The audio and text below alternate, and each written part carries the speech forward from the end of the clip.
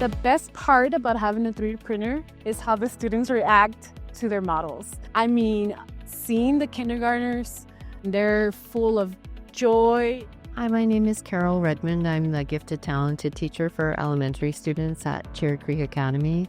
I have just learned to use the 3D printers, the Robo printers. I just started a few months ago training on them, and I was able to use them in a couple of different projects with my students. They're really excited to have something you can hold in your hand and be a real physical thing. It's just thrilling for them. We partner with the CAL program, which is Cleworth Architectural Legacy, and it's a program that sponsors volunteer architects and designers from firms around the Denver area to come out to schools and work with school kids to teach them about architecture in flexible ways. This year we were able to include SketchUp modeling in that program, and we're in progress of printing the 3D prints from the SketchUp models. When my students are using SketchUp, they're using the same program that the professional architects are using, and they're sharing how to do that with them. The MyStemKits website was the best investment we did. I did 78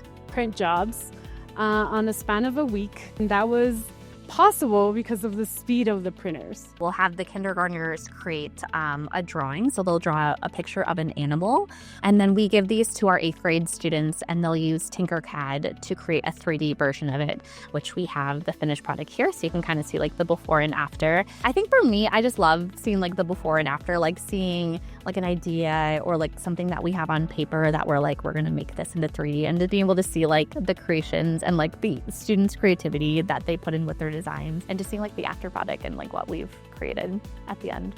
I think it's fun, yes.